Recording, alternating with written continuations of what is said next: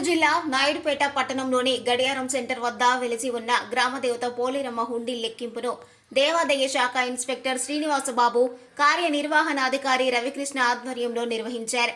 జాతర ముగిసిన నేపథ్యంలో హుండీ లెక్కింపు నిర్వహించగా హుండీ ద్వారా 4,23,017 రూపాయలు, టికెట్ల ద్వారా 76,100 రూపాయలు, కానుకల ద్వారా 2,373 రూపాయలు భక్తులు అమ్మవారికి సమర్పించినట్లు వారు తెలిపారు. ఈ కార్యక్రమంలో విన్నమాల పెద్దకాపు అరవభూమి శ్రీనివాసులు రెడ్డి, కమిటీ సభ్యులు, సిబ్బంది ఉన్నారు.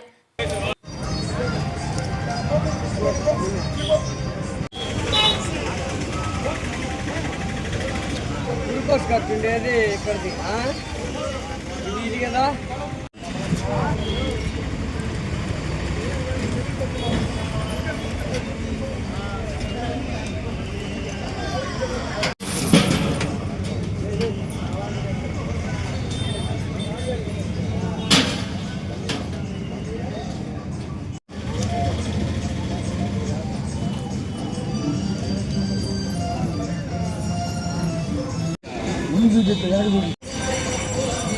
పట్టకం చేసి పట్టిన కట్టు